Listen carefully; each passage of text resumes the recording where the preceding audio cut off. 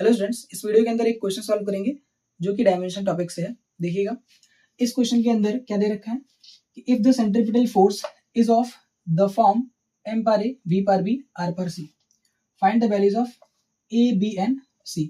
Centripetal जो force है वो किस फॉर्म का दिया हुआ है, तो m पर a, v पर b और r पर c की फॉर्म का दिया हुआ है और पूछ रहा है कि find the values of a, b and c। जो पावर है a, b और c, ठीक, m की पावर a, b की पावर b और r की पावर c, उन पावर की वैल्यूज क्या होगी, मतलब a, b, c की वैल्यूज क्या क्या होंगी। तो दिया क्या है, if the centripetal force, centripetal force का मतलब है कि ये Fc दे रखा है। बहुत लोगों को सेंट्रीपिटल फोर्स का फॉर्मूला याद होगा कि mv² अपॉन r होता है, फिर भी हमसे इससे मतलब नहीं है कि फार्मूला क्या होता है, हमें तो abc की वैल्यू निकालनी है with the help of dimension. Now Fc is equal to m पर a, v पर b एंड r पर c। ये हमें क्या है, ये हमें गिवन है ऑलरेडी। ये जो सेंट्रीपिटल फोर्स है Fc वो इसके बराबर है, ठीक है। चलिए, अब फोर्स का डायमेंशन होता है, मतलब चाहे फोर्स कोई सा भी हो, उसका जो डायमेंशन होता है वो क्या होता है, तो वो होता है mLt-2। मैं क्लास 11th फिजिक्स जो है जल्दी स्टार्ट करने वाला हूँ, उसका लेक्चर जो है अपलोड करूंगा। वैसे मैंने ये क्वेश्चन पिक कर लिया, वो आज मैं वही कर रहा था, पर कुछ इशू की वजह से जो है मैं कुछ ये चैप्टर स्टार्ट नहीं कर पाया, तो मैंने सोचा जो एक क्वेश्चन का सॉल्यूशन ही बना देता हूँ। ठीक, तो देखिए इसका mLt-2 इज इक्वल टू, जो m होता है ये मास है, तो मास का जो पावर है वो कितना, मास का जो डायमेंशन होता है वो m होता है और m की पावर कितना दे रखा है a। इसको लिखेंगे कैसे, इस तरीके से। और वेलोसिटी जो होती है, तो वेलोसिटी का जो डायमेंशन होता है वो होता है lt-1। वेलोसिटी का जो डायमेंशन होता है वो होता है lt-1 और यहाँ पावर कितना दे रखा है b। तो वेलोसिटी का डायमेंशन लिखा है lt-1 और r अपने पास क्या होता है, तो r होता है रेडियस। जैसे अपने पास ये एक सर्कल, ये सेंटर, इस सेंटर से r डिस्टेंस पर अगर ये कोई पार्टिकल है तो इस पार्टिकल का मास m है, ऐसे इस पार्टिकल का मास m दिया हुआ है और इसकी वेलोसिटी v दिया हुआ है और रेडियस कितना है r। तो ये जो m मास का पार्टिकल है वो r रेडियस के एक सर्कल में v वेलोसिटी से क्या कर रहा है, सर्कुलर मोशन कर रहा है। तो सर्कुलर मोशन के लिए एक फोर्स की रिक्वायरमेंट होती है, जिस फोर्स को हम कहते हैं सेंट्रीपिटल फोर्स, जो कि सेंटर की ओर लगता है। और उसका ही जो फार्मूला है वो यहाँ पे दे रखा है, जिसमें एबीसी की वैल्यू पूछा है कि डायमेंशन की हेल्प से एबीसी की वैल्यू बताओ कितनी होगी, मतलब यहाँ पे पावर की जगह पे क्या क्या आएगा। चलो देखो, तो यहाँ पे जैसे ये लिख दिया, ठीक, आर का लिखेंगे क्या चीज, रेडियस है तो रेडियस का जो डायमेंशन होगा वो क्या होगा, लेंथ होगा। रेडियस को भी मीटर में ही मेजर करते हैं, इसलिए इसका डायमेंशन क्या होगा, एल होगा और एल की पावर क्या चीज, सी। तो इसको एक बार और लिखेंगे mLt-2, या सीधे सीधे क्या बोले mLt-2, ब्रैकेट के अंदर लिखते हैं इसको। जब मैं ये चैप्टर पढ़ाऊंगा तो अच्छी तरीके से बताऊंगा, यहाँ पे भी कोशिश कर रहा हूँ।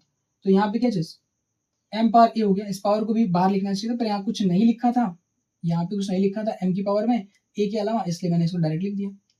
अच्छा, तो ये m की पावर a हो गया और देखो यहाँ पे l की पावर कितना होगा, इसको बंद कर दो एक बार। l की पावर कितना, b को मल्टीप्लाई करो इसमें, तो पावर यहाँ पे क्या होता है मल्टीप्लाई, l की पावर b, t की पावर माइनस b हो जाएगा। ठीक, ब्रैकेट क्लोज कर दो और यहाँ पे कितना हो जाएगा, l पावर c, इसको अंदर कर दिया। आगे अब चाहे सीधे सीधे कंपेयर कर सकते हैं या फिर एक लाइन और हम बढ़ा दें, है ना, mLt-2 is equal to m की पावर कितना है a, लिख दो इसको, अब एक साथ लिख दो सबको। तो l की पावर कितना है, यहाँ पे b है और यहाँ पे कितना है c, तो b प्लस कितना हो जाएगा c। दोनों को अगर ऐड करेंगे तो बेस सेम होता है, तो हम पावर को ऐड कर सकते हैं, है ना, आपने क्लास 9 में 10 में पढ़ा होगा। तो l पावर b प्लस क्या हो जाएगा c और t पावर कितना हो जाएगा माइनस b। अब एक साथ लगा दिया क्या चीज, ब्रैकेट, ये चीज इसके बराबर है। ये क्वेश्चन में दे रखा है कि if the centripetal force is of the form इतना, तो ये चीज आपस में बराबर दिया हुआ है पहले से ही क्वेश्चन के अंदर, तो हम अब कंपेयर कर सकते हैं। ठीक ना, compare the dimension, compare the parts of, चलो कंपेयर द डायमेंशन। ठीक, डायमेंशन को कंपेयर करेंगे कैसे भैया, कि यहाँ पे m है, m की पावर कितना है 1, दोनों को बराबर होना पड़ेगा, है ना। अगर कोई फार्मूला सही है, करेक्ट है, तो दोनों तरफ का डायमेंशन क्या होता है सेम होता है। तो यहाँ पे जो m की पावर है 1 है, तो यहाँ a इज इक्वल टू कितना हो जाएगा, 1 हो जाएगा, ठीक। और यहाँ पे l की पावर कितना है 1, तो यहाँ l की पावर कितना है b प्लस सी, तो b plus c is equal to कितना हो जाएगा 1, ठीक है। और यहाँ पे t की पावर -2 है और यहाँ पे t की पावर माइनस कितना है b है, तो minus b is equal to कितना हो जाएगा -2 हो जाएगा। इसको भी ऐसे लिख देता हूँ, b plus c is equal to 1, ठीक है ना। अब एक तो मिल गया अपने पास आंसर कि a की वैल्यू कितनी आएगी 1, और एक यहाँ पे मिल गया minus b is equal to -2 देखा, तो माइनस से माइनस क्या हो जाएगा, कैंसिल, है ना, माइनस से माइनस कैंसिल हो जाएगा, तो b इज इक्वल टू कितना आएगा 2। तो एक यहाँ पे मिल गया, एक यहाँ पे मिल गया, ठीक। बस c की वैल्यू चाहिए, तो क्या कर दें, b की जगह पे वैल्यू पुट कर दो, है ना। तो c इज इक्वल टू कितना आ जाएगा 1 माइनस b, 1 माइनस b, तो c इज इक्वल टू कितना हो जाएगा 1 माइनस 2 कर देंगे, है ना।